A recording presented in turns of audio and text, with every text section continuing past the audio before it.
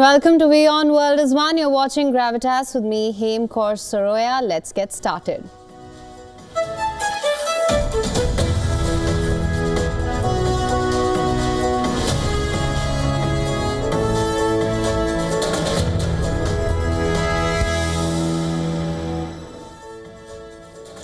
It's a snub for Pakistan as China has now decided to take control of the security of Chinese civilians in Pakistan. A sign of waning trust in Pakistan's army and police? We will find out. Also on the show tonight, it appears that Putin may be prepping his soldiers for a major winter offensive in Ukraine. Is Putin hoping to deal a devastating blow to Ukraine before Trump is back in office in January? We will tell you about that in a few minutes. And speaking of Trump, he has a special role for Elon Musk in the Trump 2.0 administration, but perhaps not the profile that Musk had hoped for. Stay tuned to find out more about this. And Delhi is gearing up for the busy wedding season amidst a thick blanket of smog. We'll tell you all about it on the show tonight. Stay tuned.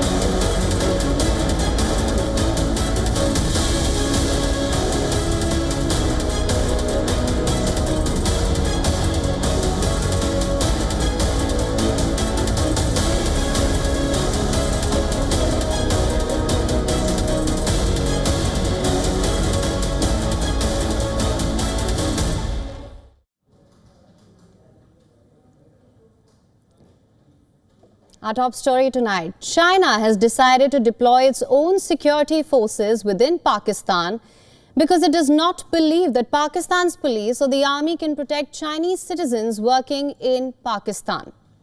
It's a damning indictment of a country whose most powerful institution is its armed forces. Beijing is pushing Pakistan to allow Chinese police or paramilitary forces to go to Karachi and Balochistan to protect thousands of Chinese citizens working in the country. This decision is the culmination of years of bitter experiences. At least 23 Chinese nationals have been killed in the last 6 years, including in some dramatic suicide missions by Balochis who want their own country. As per reports, a car bombing near Karachi airport last month that killed 2 Chinese citizens was seen by China as a major security breach, and the latest in a string of attacks on Beijing's interests in Pakistan.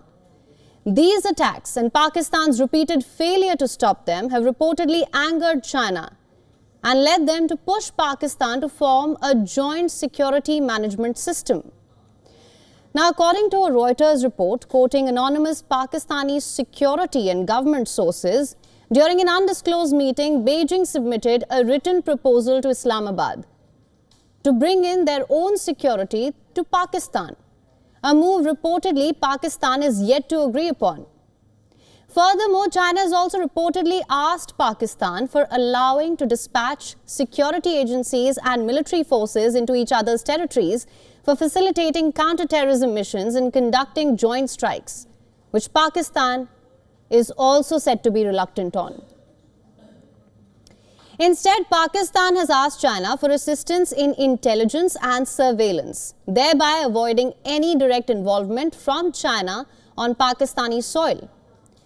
Officially, both China and Pakistan have not made any official statements on this matter, with China's foreign ministry stating it was not familiar with any talks on a joint security scheme. Now, on paper, China's move may appear as a mere precaution, but it signals a clear case of major mistrust and a desire to shield its own interests without depending on Pakistan for security. And make no mistake, this move by China is unusual. Take a moment and think about this. Unless it is in a war or conflict, no country typically deploys its security forces in another nation, especially in a country that it considers to be a close ally and a country it has boasted of having strong ties with for decades. So when China asks Pakistan to allow deploying its own security forces, it perhaps signals that Beijing no longer believes Pakistan alone can handle the threat level surrounding its projects and personnel. And from Pakistan's perspective, this is nothing short of an embarrassment. Imagine being told by your closest ally that they don't trust you to protect them. An unmistakable snub to its so-called close ally.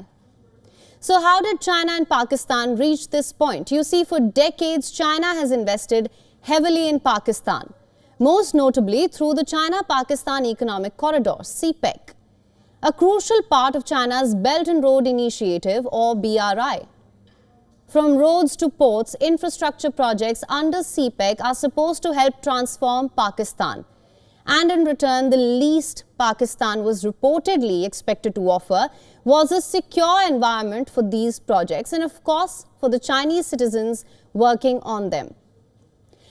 But Pakistan's record on security has been shaky, to say the least. As we told you earlier, over the past few years, Chinese workers and engineers have been the target of deadly attacks in Pakistan.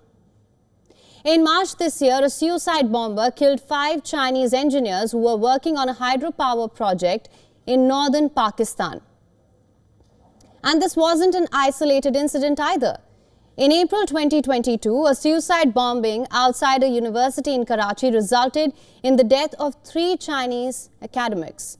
And in 2021, a bus explosion in Pakistan's Khyber Pakhtunkhwa resulted in 9 Chinese workers losing their lives. Now imagine investing billions in a country and constantly fearing for the safety of your citizens and workforce. And given this scenario, it seems China has decided to take matters into its own hands. A major diplomatic setback for Pakistan. Perhaps a reminder that the relationship between these two nations isn't as balanced as Islamabad might like to think. So why has Pakistan struggled so much to secure Chinese interests on its soil? You see, Pakistan's internal security challenges are vast and deep-rooted. With the rise of insurgent groups, ethnic tensions and separatist movements, Pakistan's security forces are already stretched thin. And despite Islamabad's efforts, militants continue to target foreign nationals, especially those linked to high-profile projects like CPEC. But there's also another important factor to keep in mind. Some of these attacks on Chinese nationals have reportedly been carried out by groups opposing Chinese influence in Pakistan. These factions reportedly believe that CPEC and other Chinese-backed initiatives exploit local resources and labor, enriching China and the Pakistani elite while leaving local communities with very little. Especially in Pakistan's Balochistan province. For them, like the Balochistan Liberation Army or BLA, targeting Chinese workers is reportedly a way to send a political message. Now, this entire situation puts Pakistan in a difficult position. On the one hand, Islamabad is keen to keep Chinese investments flowing, critical to Pakistan's economic survival. But with China looking to dispatch its own security into Pakistan, it also raises important questions about sovereignty. Pakistan risks losing a degree of control over its own territory. So will Pakistan decide against sacrificing its autonomy, or will the growing dependency on China leave Islamabad with fewer options and the beginning of a more hands-on Chinese approach?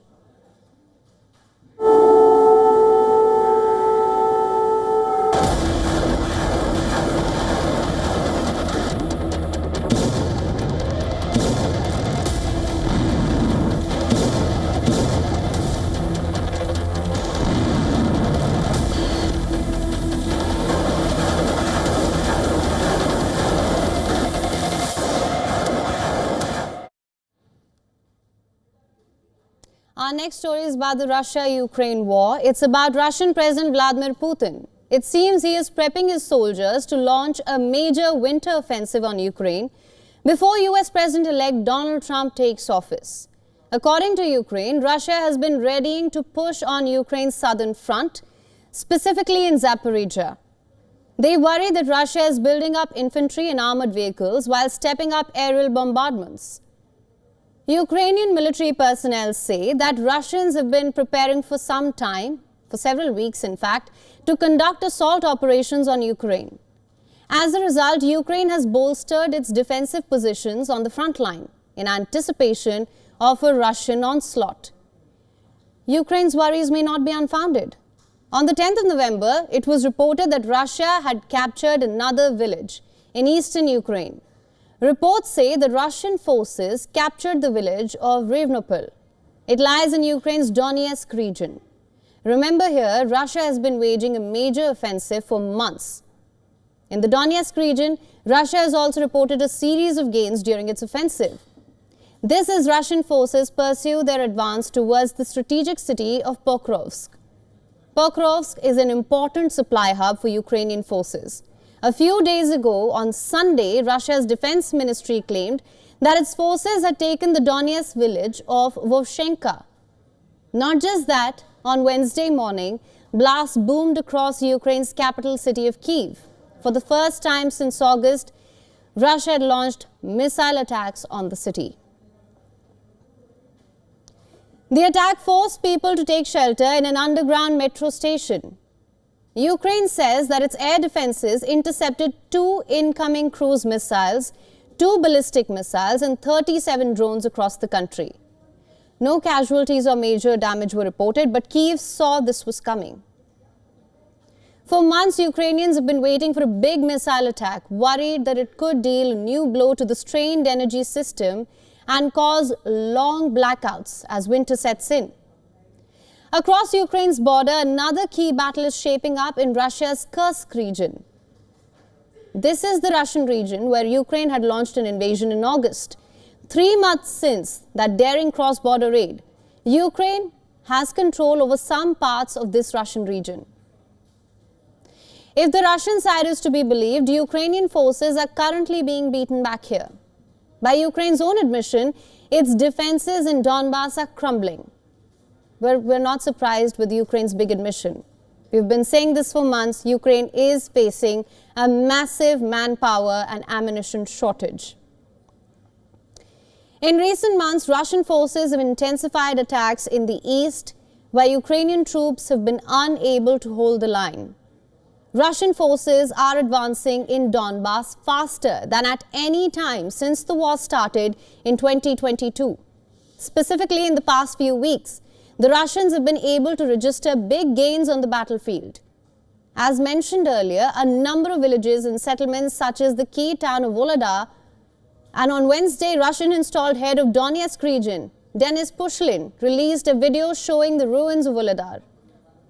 The video showed how not a single house was left intact following the brutal fight to capture this town. It was captured by the Russian forces in October after 2 years of heavy fighting, and the nightmare is not over for Ukraine. According to reports, Ukraine's troops are facing a severe pushback in the Donetsk region. They say that the Russians are attacking from 3 sides. The Ukrainian troops say that they are ready to pull back but do not have the order from the top yet. According to reports, to make up for the shortage of soldiers, Kyiv has decided to send Air Force pilots, engineers, medics, surgeons to the front line as manpower, especially as infantry remains Ukraine's biggest challenge. But how much of a difference can such moves make out on the battlefield? You see, Russia has the superiority in the battlefield, and Ukraine's army is in quite a lot of trouble. As Ukraine war approaches its 3rd winter, Ukrainian military officials as well as international experts expect the war to enter a critical phase soon.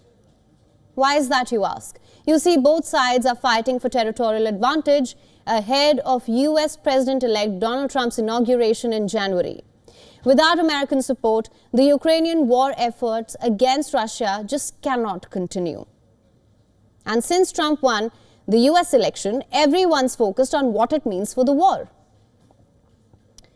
Remember, Trump has vowed to end the war within a day, having repeatedly criticized continued American military aid for Kyiv. While the majority of Ukrainians don't want land ceded to Russia, there's a large number of people in the country who believe that that's inevitable for peace. What is the path to peace for Ukraine? What will a ceasefire deal look like? Will Russia and Ukraine accept it if such a deal is proposed? Will peace come in the form of Ukraine ceding territory to Russia? It's too soon to answer these questions. All will be clear when Trump takes office in January. Until then, it seems Ukraine will just have to brace itself for another cold, harsh and bloody winter.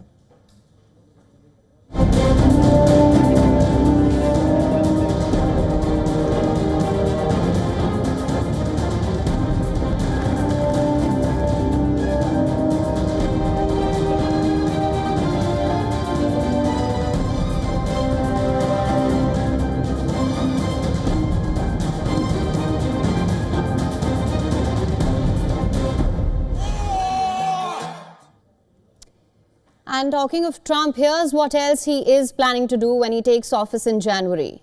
Make the world's richest man, Elon Musk, lead the Department of Government Efficiency, a new government body that will, quote-unquote, dismantle government bureaucracy. That's a big task. And an important role with the White House appointment, the world's richest person may have become America's most powerful private citizen. But here's the thing. Musk won't be doing it all alone. He won't be dismantling government bureaucracy alone. He will co-lead this new department. And so if there's any apprehension about the amount of power that Musk now yields, one can rest assured. Musk's ego, it's been cut by a realistic Trump. Allow me to explain. Musk, along with former Republican presidential candidate Vivek Ramaswamy, will co-lead the newly created department. In a statement, Trump said that Musk and Ramaswamy together will pave the way for his administration to dismantle government bureaucracy, slash excess regulations, cut wasteful expenditures, and restructure federal agencies. Trump said the new department will realize long-held Republican dreams and provide advice and guidance from outside of the government. What does this tell you? Because to us, it signals that Musk and Ramaswamy's roles are informal. It does not require Senate approval. It allows Musk to remain the head of his electric car company Tesla, social media platform X, SpaceX. In his role, Musk will have to work with Ramaswamy, which means he won't be making decisions alone. It means that Musk will be as accountable to Ramaswamy as to their boss, Trump. It means Musk will not hold monopoly. He will have a 50% say. The new department would work with the White House and Office of Management and Budget for structural reform and bring an entrepreneurial approach to the government, never seen before. So it's not just about Musk being elevated to a White House position. It tells us that Trump not only recognizes Musk's capabilities, but also the fact that Musk is a private citizen. He runs businesses. Governments function differently. During the election campaign, Musk had emerged as a key ally of Trump. The tech billionaire actively supported Trump's campaign, appearing at rallies and even giving away $1 million to a supporter. Naturally, questions are being raised about just how much sway Musk will have in Trump's new administration. While Trump has lauded Musk's innovations, particularly in space exploration and electric vehicles, the pair's views diverge on several issues, particularly regarding climate policy. While Musk promotes carbon-free energy solutions, Trump has proposed to rescind climate-related funding. Will these differences become a problem, or will they make their collaboration stronger? We'll have to wait and watch. And amidst ongoing tensions between Iran and Israel, Iran is reportedly building a new tunnel near central Tehran. Why is Iran building this? What is at stake here? Our next report tells you more.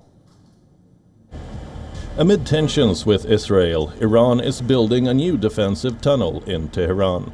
A tunnel that will link a station on the Tehran metro to the Imam Khomeini Hospital. The tunnel will allow direct underground access to this key medical facility. Once built, this would be the first tunnel with defensive application to be built in Tehran. It comes amidst strikes by Israel on Iran, including one last month. The specific purpose and intended defense applications of this tunnel remains somewhat unclear, and that has sparked widespread speculation, especially in Israeli media. They wonder, what does Iran plan to do in this underground facility? In the past, Israel has flagged concerns to its security from Iran's underground facilities. Remember, Iran has been using underground infrastructure as part of its military and strategic planning for nearly 2 decades. It is a tactic that it has used and refined over the years. In 2006, Iran constructed a nuclear facility under the mountains at Fordo, which is located around 200 kilometers from Tehran, and this underground approach continued. In 2021, Iran started developing another underground nuclear facility under a mountain at Natanz, which is located around 300 kilometers from Tehran. Reports say Iran has also fortified conventional ballistic missile bases, as well as Air Force resources in underground bunkers, reinforcing their security against potential strikes. Iran's underground facilities make it challenging for enemies to target Iran's strategic military assets and reduce the likelihood of aerial assaults on these installations. Which brings us back to the new tunnel Iran is constructing in Tehran. Is the new tunnel truly meant for civilian purposes, like Iran is suggesting, or does it represent a military fortification of some kind? If Israeli media is to be believed, Tehran's underground tunnel could enable the country to hide and transfer sensitive assets related to nuclear, military, and governmental operations underground. Such a facility would make it harder for Israeli and US intelligence to track and monitor Iran's assets. Plus, an underground facility would also shield any of Iran's activities from satellite observation and aerial reconnaissance. You see, the decision to make the tunnel comes amidst high tension between Iran and Israel. Both countries have exchanged fire, missiles, and drone attacks on multiple occasions. Since April this year, Israelis are reportedly worried that if it were to strike Iranian facilities and fail to reach key nuclear assets, Tehran might respond by relocating its nuclear infrastructure underground.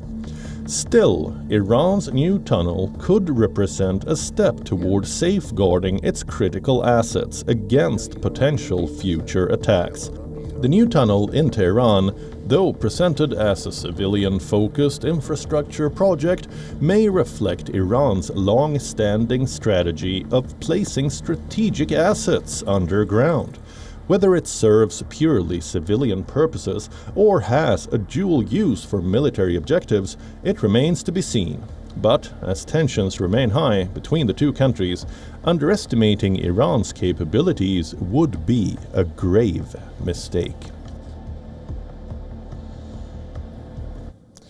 And India is stepping up its air defense, and it is doing so in collaboration with Russia. In the latest move, the two countries have signed an agreement to develop specialized variants of Pantsir air defense missile gun system, a critical addition to India's defenses. Now the timing of this partnership couldn't be more relevant. Regional security tensions are high. There is a growing need for a strong air defense system. As per reports, India is focusing heavily on protecting its airspace, and the Pantsir system will take this a step further. Why? Because you see, the Pantsir is not just any ordinary defense system. As per reports, it's a highly versatile, multi-layered weapon capable of targeting everything from drones to aircrafts and even precision-guided munitions. The Pantsir reportedly combines short to medium-range missiles with 30 mm automatic cannons, making it a powerful shield for critical military installations and infrastructure. Its radar and tracking systems allow it to detect threats up to 36 kilometers away and at altitudes of up to 15 kilometers. Furthermore, the Panzer offers a rapid reaction time for intercepting fast-moving threats.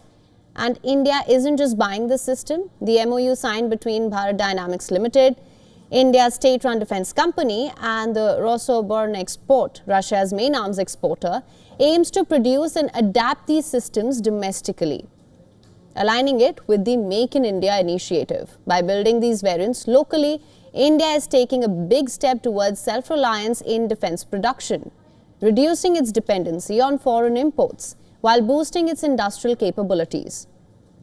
But what makes Panzer so valuable? Adaptability. First developed in 1989 in the then Soviet Union, Panzer has reportedly been used across diverse terrains and in a variety of conflicts. From Syria to the ongoing Russia-Ukraine war, Russia reportedly even deploys it to protect key buildings, including those in Moscow, where Russian President Vladimir Putin resides. And the system has been modified over time with upgraded versions offering longer detection and engagement ranges, making them suitable for both domestic and export markets, and are equipped with a formidable array of surface-to-air guided missiles and dual 30mm guns that can deter, intercept and neutralize a broad spectrum of aerial threats. The MOU with Russia reinforces India's strategic goals, that it isn't just preparing for today's threats, but it is also actively investing in technology to counter future challenges.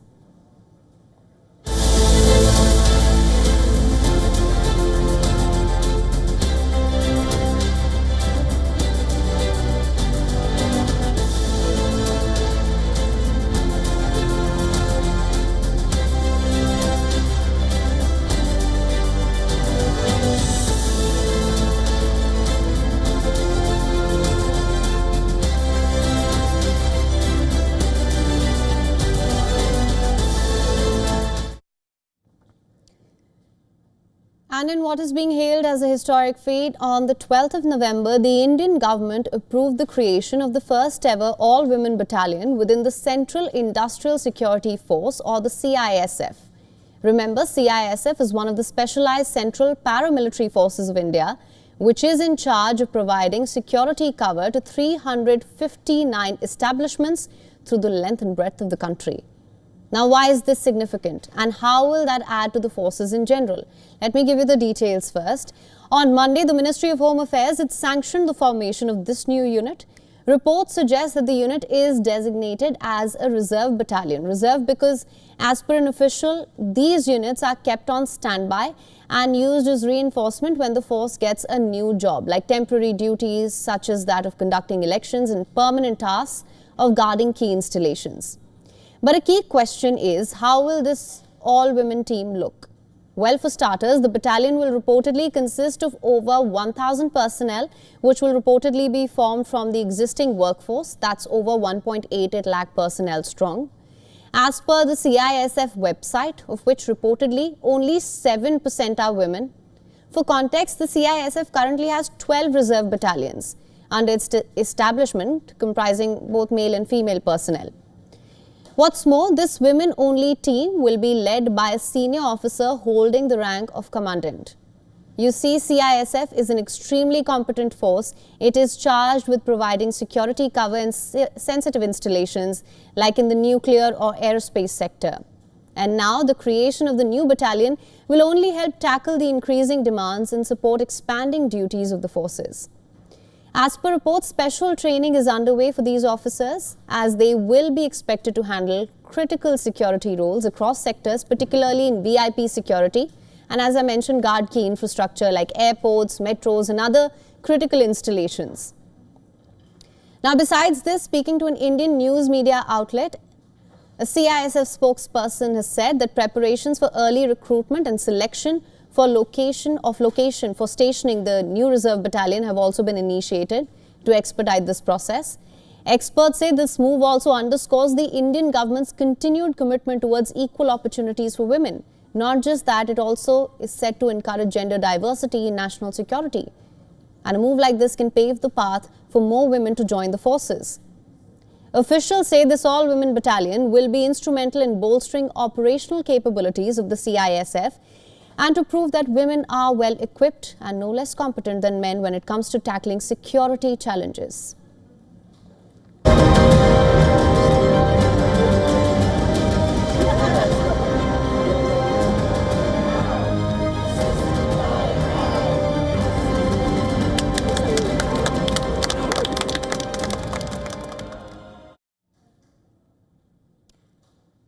Let's shift our focus now.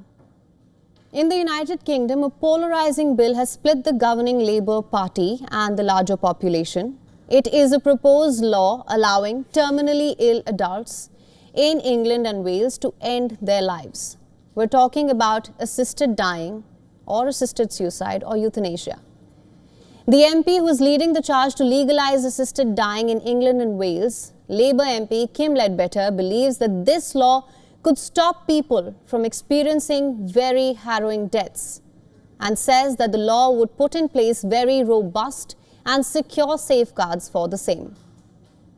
Let's first get you the details of this proposed law. Under this bill, terminally ill adults who are expected to die within 6 months could seek help in ending their life.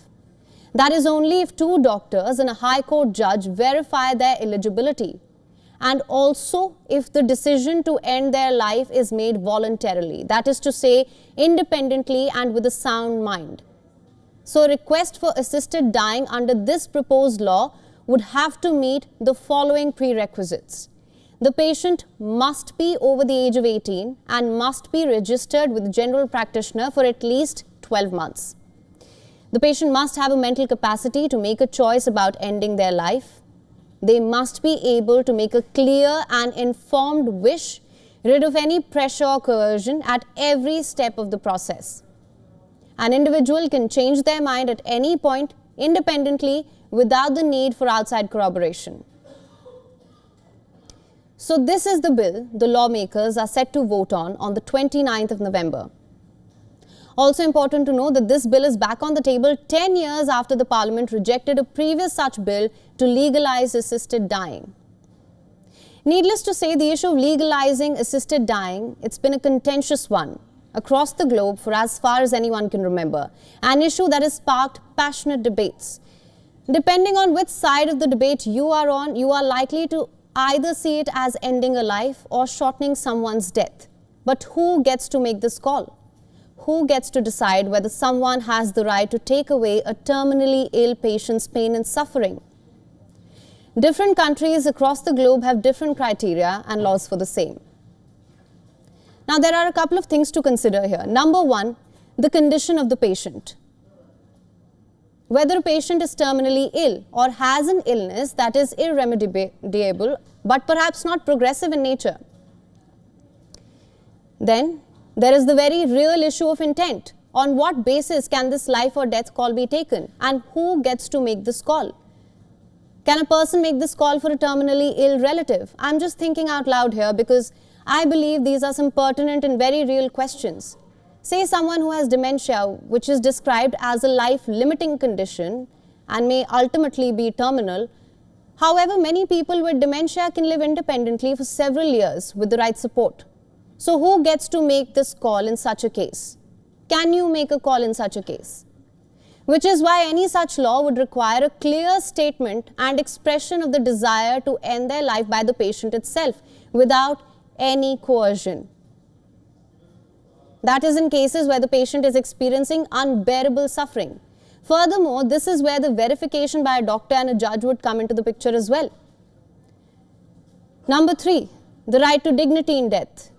Here is an account of one of the supporters of the proposed law. My father had multiple sclerosis, secondary progressive, and his GP had diagnosed him as terminal. He had lost pretty much all the mobility in his body and was reduced to a really bare function of physical ability. And he was losing the last shreds of his bodily dignity. And he knew that the ability to take his own life was something that only he would be able to control for a short amount of time. Let's take a look at the legal status of assisted dying in some other countries across the globe. Switzerland legalized assisted dying in 1942 on the condition that the motive is not selfish. It was the first country in the world to permit assisted dying. In the United States, medical aid in dying or physician-assisted dying is legal in 10 states: California, Colorado, Hawaii, Montana, Maine, New Jersey, New Mexico, Oregon, Vermont, and Washington. Oregon being the first state to legalize it in 1997. The condition is that the patient must be mentally competent and terminally ill with less than 6 months to live to request assisted dying. The Netherlands legalized it in 2002. Assisted suicide is permitted when a patient is experiencing unbearable suffering with no prospect of improvement. Minors can request euthanasia from age 12 but require parental permission until age 16. Belgium legalized it in the same year as the Netherlands, 2002, that is, for all patients experiencing unbearable suffering. In Belgium, psychiatric conditions are also included. Those under the age of 18 require parental permission. In Canada, medically assisted dying was introduced in 2016 for those whose death is assessed to be reasonably foreseeable. Later, the law was extended to include grievous and irremediable conditions. Mental illness has not yet been included under this law. Other countries include Australia, Spain, and Germany. Germany, however, is yet to formalize rules for the same. You see, the conditions and language in all of these laws is very important. It brings us back to the question, who is truly equipped to make this call? In the UK, many with terminal illness have taken part in this debate. Some terminally ill patients say they must have the right to make a choice about their life and the right to have dignity in death, to be able to live while still being in control of their faculties. Like I said, while some see it as shortening death, others see it as ending a life. And as the debate continues in the UK, will this debate soon permeate across borders into other democracies as well? Let's shift our focus. China-Russia bonhomie was on full display at Air Show China in Zhuhai. Beijing unveiled fifth-generation fighter jets which are aimed at challenging American aerial power. Here is how Russia's deadly war machine, that's the Su-57, was the showstopper.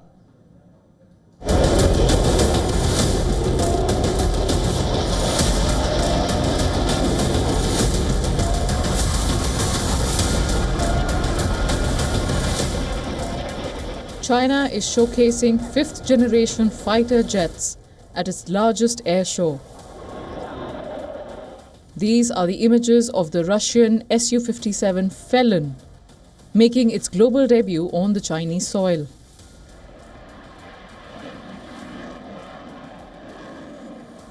With engines roaring,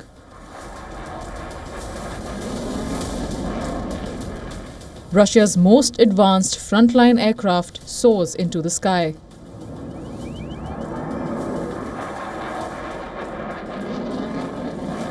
It is a ballet in the sky as the sophisticated stealth fighter jet Su-57 starts with a thrilling vertical Charlie maneuver.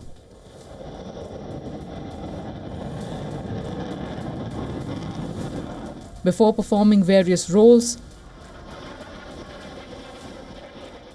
the showstopper is the falling leaf, popularly known as rudder stall.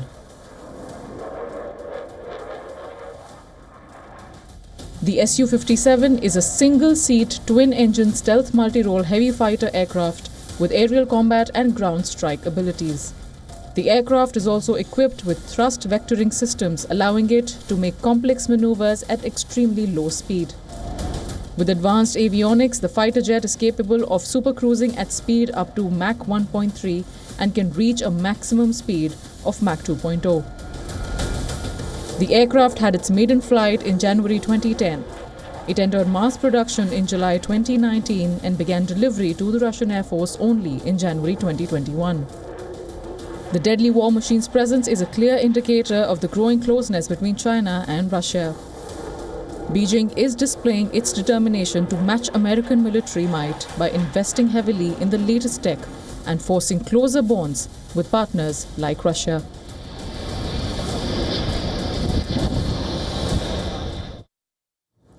And our next story is about China's new stealth drone ship. They call it a killer whale.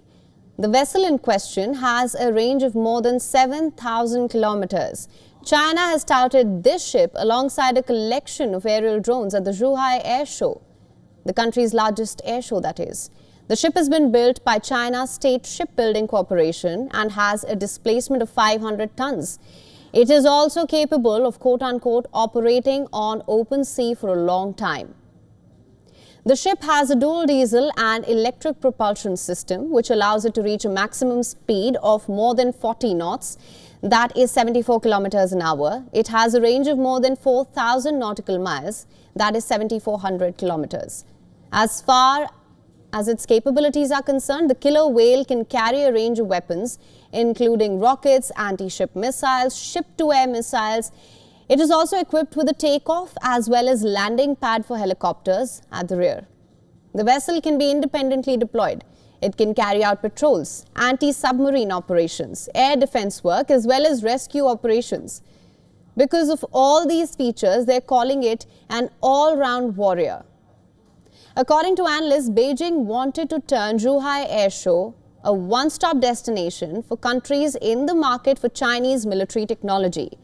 Perhaps the most interesting takeaway was the fact that China is trying to market this ship as an ideal choice for navies in West Asia. Remember, drones are playing an increasingly important role in modern warfare. Just look at what's happening in Ukraine, in West Asia. Drone technology is transforming warfare in real time. As a result, China has stepped up efforts to develop unmanned stealth ships and submarines in recent years. It's all part of China's plan to become the world's leading exporter of drone technology. Part of the plan, or a major part of the plan, includes overtaking the United States to become the next world superpower. China started developing large uncrewed stealth boats in 2015. Then in June 2022, China said it had tested its first 100-ton drone ship at sea. But it hasn't stopped there. China has also been developing smaller drone ships. In 2018, a missile boat was featured at the Zhuhai Air Show. 2 years later, China's State Shipbuilding Corporation tested its first multi-purpose combat boat. In contrast, the United States is developing uncrewed ships the size of a corvette, with a displacement of up to 2,000 tons. Ships that can carry up to 32 missiles. But make no mistake, these ships as well as submarines are part of the several new capabilities that America is pursuing to meet emerging military challenges, particularly from China. All right, time now to slip into a short break. Don't go anywhere. News continues on the other side.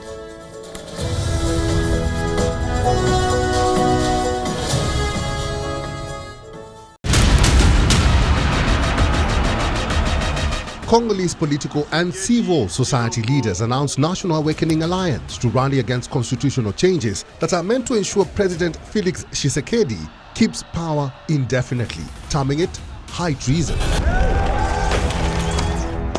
Southern African development community scrambles for solutions to the crisis that is already having ripple effects on regional economies that rely on Mozambican ports for cargo movements. And in Ivory Coast, the popularity of leke sandals, the plastic footwear also known as jelly shoes or jellies, rises tremendously. That's this week on World of Africa, at these times on WION. World is One.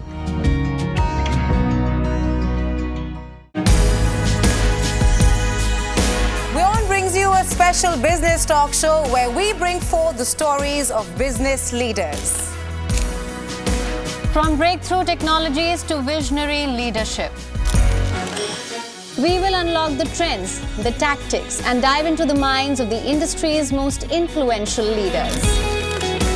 WION brings you this special series to uncover what drives them in a candid talk show, WION Business Masters.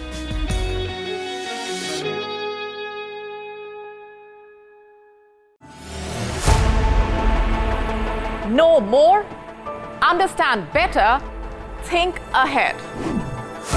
Hello and a very warm welcome. You are watching Gravitas with me, Molly Gambhir.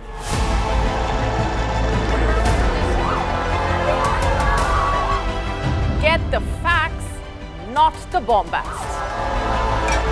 On the 26th of March, dynamic pricing, Baloch separatists, Gravitas cuts out the clutter. Gravitas keeps calm when others scream. Gravitas brings news to life.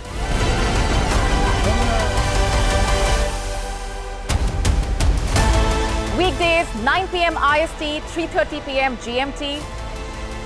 Gravitas. Seeing is believing. WION, India's global voice, the channel that brings you the biggest stories from across the world through India's lens. Now available in more than 190 countries worldwide. Because we believe that the world is one. Watch us in Africa, Europe, USA and Canada, South America, Asia Pacific, Middle East and North African regions. Also available on these digital platforms across the world. WION. World is one.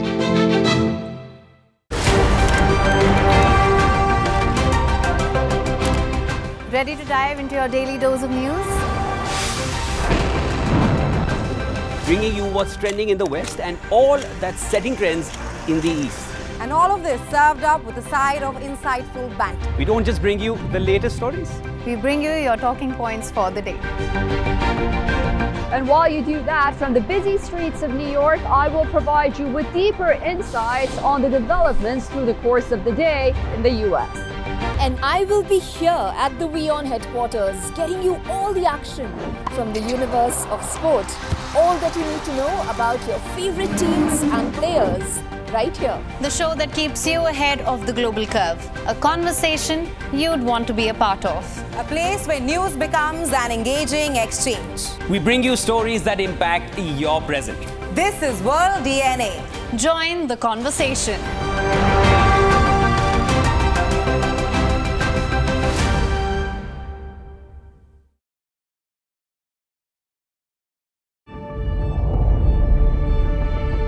The Earth is sending distress signals. Wildfires, droughts, and melting glaciers. Can we reverse the damage? Explore the harrowing effects of climate change. It's a wake-up call. Global emergency. Climate Tracker on WION World is One. From the bustling trading floors of Wall Street to the vibrant exchanges of Asian stock markets, WION breaks it down for you to make sense of what's happening. As we reveal the key factors behind events, strategic battles, and the game-changing business decisions that shape the world. We bring you all of this and more on World Business Watch.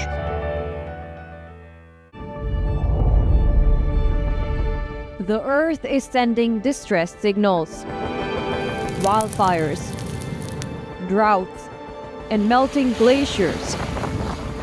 Can we reverse the damage? Explore.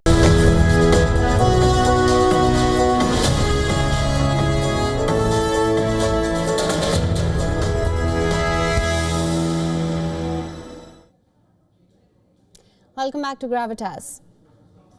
As the wedding season approaches in India, Delhi, it seems, is preparing for wedding feasts with a side of toxic smog. Delhi's toxic pollution has turned into killer smog. Just take a look at the visuals on your screens. That's not fog, that's smog. Smog that has turned Delhi into a gas chamber. Smog that poses great risk to a person's health. For those living in Delhi, this is what we woke up to this morning. That's what I, you, your kids, your grandparents are breathing every day. It's no longer a climate issue. This is a health crisis. According to the Central Pollution Control Board, Delhi's AQI has entered the severe category after being in the very poor category for 2 weeks. The air quality index spiking to 429, a sharp rise from Tuesday's 24-hour average of 334. If that number means nothing to you, let me rephrase it. Delhi is choking. But for Delhiites, it's an annual affair. Come November, the air in Delhi becomes difficult to breathe. The seasonal drop in temperatures coupled with calm winds and high humidity traps pollutants close to the ground. This creates the impenetrable smog. This morning, the temperature fell to 17 degrees Celsius, accentuating the dense morning. In Delhi, the winter smog, it's a toxic mix of smoke, dust and emissions. Blame it on farm fires in neighboring regions or vehicular emissions. The air filled with particulate matter remains suspended in the still cold air, forming dense fog. But that's not all. Adding to the crisis is PM 2.5. In other words, particles even finer than PM 10. They can penetrate deep into your respiratory tract and then your bloodstream. This morning, Delhi's levels of PM 2.5 were recorded at over 120 times the World Health Organization's recommended levels. Can you believe that? Long-term exposure to these pollutants, it's a big health risk. It can cause respiratory infections, asthma, heart disease, cancer. In short, Delhi is in danger.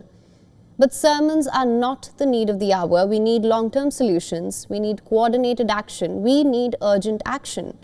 Most of all, we need and deserve clean air to breathe, especially as the season of festivities begins in India. You see, the pollution can be a real dampener as the city gears up for wedding festivities.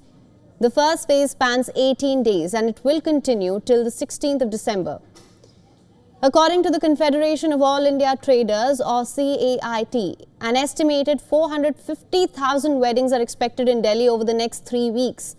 Which means on an average about 20,000 weddings are set to take place daily. Now, as wedding bands and banquet halls are witness a surge in demand for bookings, organizers worry if the severe pollution will force people to settle for indoor venues. And if pollution alone wasn't the problem, traffic snarls create havoc, adding to the pollution crisis. To counter this, the Delhi police has deployed around 1,500 to 2,000 traffic personnel just to smooth the flow of vehicles in and around Delhi. They will ensure that the roads aren't blocked or congested even during the peak hours. They're holding regular meetings with banquet hall owners to ensure that parking arrangements are in place. Officials say even patrolling bikes have been stationed to help maintain traffic flow. But will these measures really work? We'll have to wait and watch.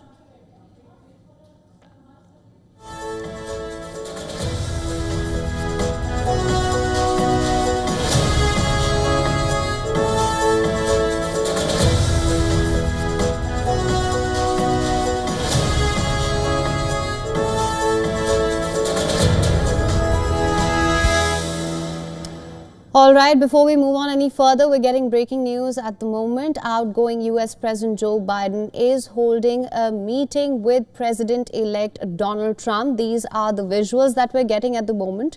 As you can see, Joe Biden meeting President-elect Donald Trump. Now, the meeting of outgoing presidents and incoming presidents, that is tradition. We've been discussing this.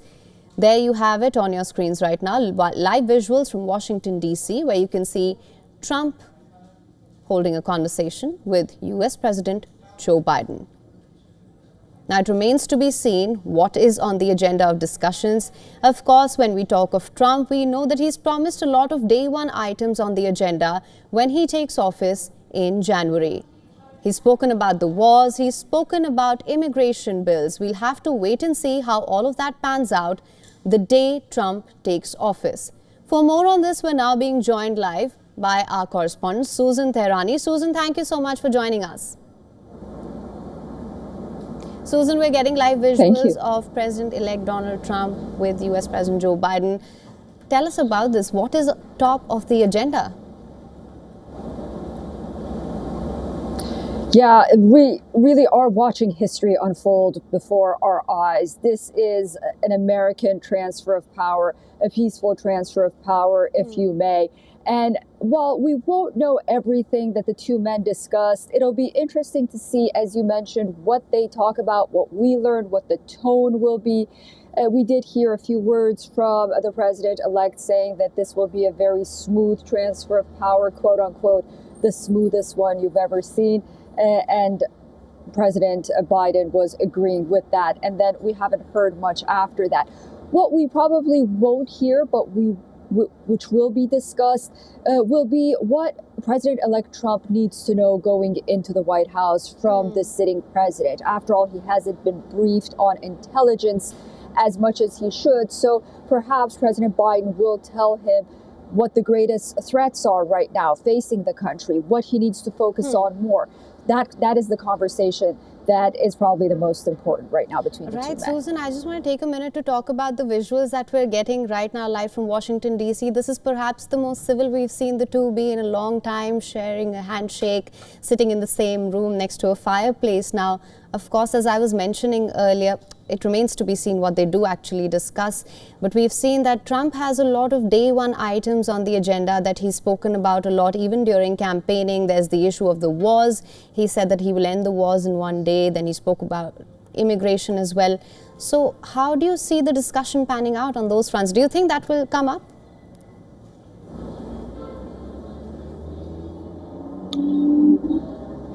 It's yet to be seen. We'll see what they really talk about.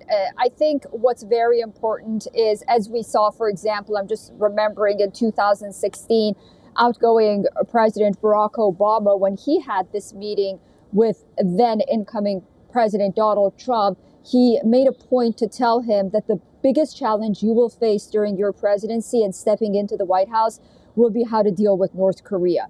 And so, that was an off-ramp to what we heard after. So I think we'll expect things like that to come out, and we'll get a better understanding, of course, on where this conversation is going. But the most important thing right now, looking at these two men, is the way that they are interacting, what their tones will be. And considering the fact that we've heard President Biden is not too keen on what happened between him and Vice President Harris, it's interesting that perhaps he'll have a more cordial meeting with Donald Trump, surreal to say, than his own vice president if she was sitting there instead.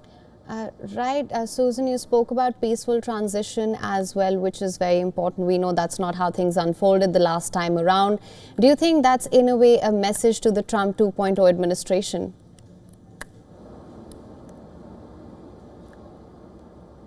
I think it's a message mostly to the American people. And that is one point I know that we talked about a lot. And I know our audience is so much smarter and more savvy than what they constantly hear in the echo chamber. But it's also interesting to look at this and the stress on peaceful transfer of power after Trump's opponents consistently told the American people and the world that if Trump is elected, it is the end of democracy. It will be the last election.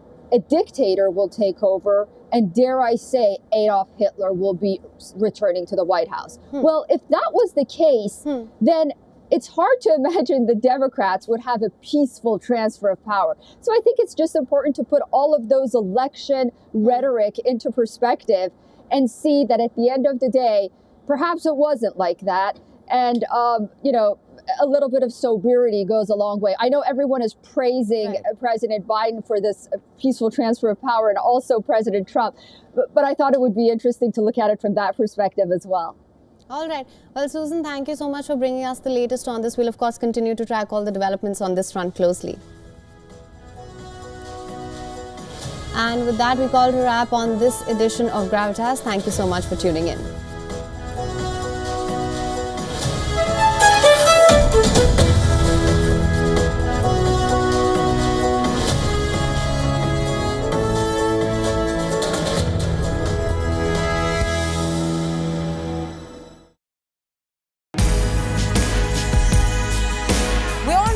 Special business talk show where we bring forth the stories of business leaders.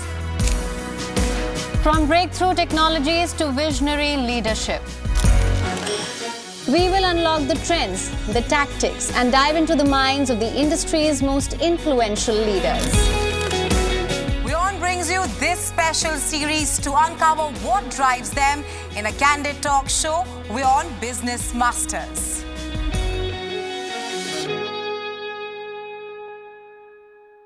WION, India's global voice, the channel that brings you the biggest stories.